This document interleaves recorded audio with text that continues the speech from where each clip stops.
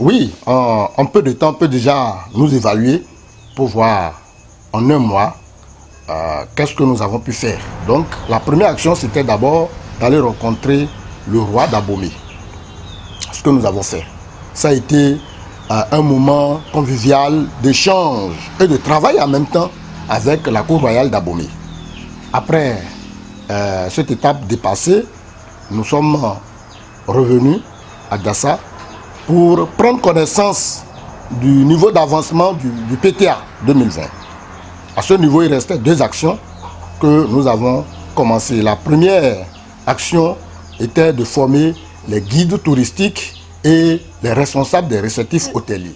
Pour renforcer le background de ces guides, nous avons procédé à l'identification de ceux qui s'essaient déjà dans le domaine.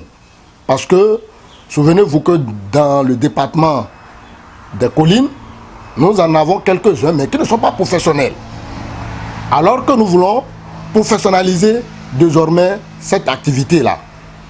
Donc, nous avons identifié une vingtaine qui s'essaient déjà dans différentes localités, dans les différentes communes du département, et ils ont été formés au métier de guidage. Et je pense qu'ils ont été satisfaits parce que c'est une première fois. Désormais, le guidage devient un métier et ce métier va nourrir son homme. Après cela, nous avons formé également les responsables des réceptifs hôteliers. Vous savez, le touriste ou le visiteur, lorsqu'il vient dans un pays, son premier souci c'est où cracher. Mais lorsque vous allez dans une structure d'accueil et d'hébergement et que vous êtes mal reçu ou que votre chambre est mal entretenue, vous savez que l'image de cette localité est remise en cause.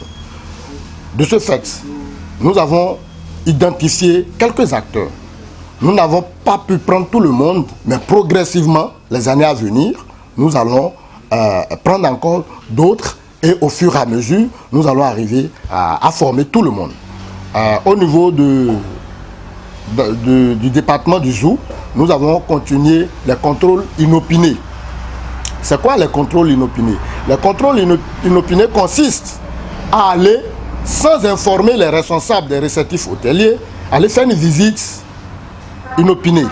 On n'informe pas, on vient, nous constatons l'hygiène, la propreté, l'entretien, l'habillement de ceux qui interviennent dans cette chaîne de production, de tout ce qui entre dans la production hôtelière. Donc, à ce niveau, nous avons fait un certain nombre de visites. Et cette visite aussi s'est étendue dans le département du Zou.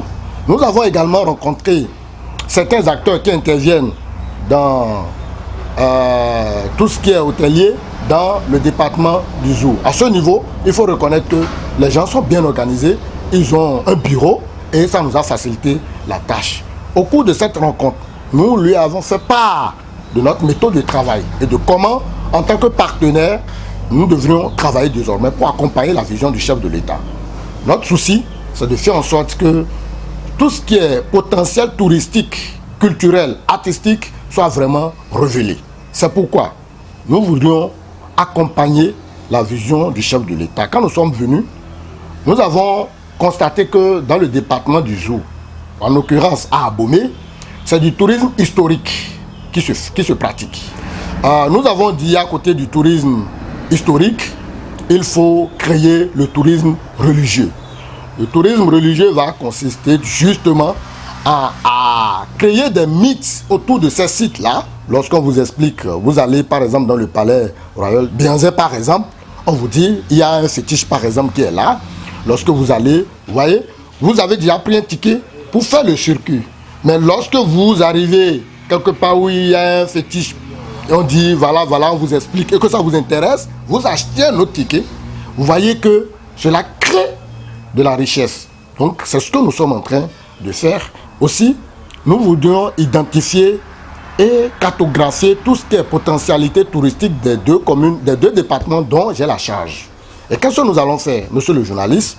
Nous allons réaliser des cartes grand format et sur ces cartes, nous aurons les sites avec quelques petites images et quelques petites descriptions. Lorsque nous allons arriver à réaliser ces cartes, nous allons les distribuer dans toutes les structures d'accueil et d'hébergement des 2 départements dont j'ai la charge. Et les responsables auront l'obligation d'apposer ces cartes à l'entrée ou à la réception des structures d'accueil et d'hébergement. Lorsqu'un touriste ou un visiteur, quelqu'un par exemple qui quitte Cotonou et qui a été rattrapé par la nuit par exemple, qui veut passer une nuit à Géco Hôtel, lorsqu'il rentre à la réception de l'hôtel, il doit pouvoir voir cette carte-là, il jette un coup d'œil, voir cette carte. Un site pourrait attirer son attention. Et au lieu de prendre départ le lendemain matin, il peut demander à aller sur ce site. Comme ça, cette structure a un guide qu'il peut appeler rapidement. Le guide non seulement va se faire de l'argent, mais au lieu de passer une nuit et continuer, ce visiteur pourrait passer 2 nuits avant d'évoluer. Vous voyez? Donc voilà comment nous pensons révéler le potentiel et accompagner en même temps les responsables des structures d'accueil et d'hébergement. Nous voulons vraiment révéler ce potentiel-là. Donc ça fait partie des objectifs ou des visions que nous voulons vraiment impulser désormais. C'est une dynamique que nous voulons mettre en place pour accompagner la vision du chef de l'État, pour que désormais le tourisme, le secteur du tourisme soit un secteur porteur d'avenir, un secteur qui va désormais nourrir son homme. Merci, monsieur le journaliste. Merci beaucoup, monsieur le directeur.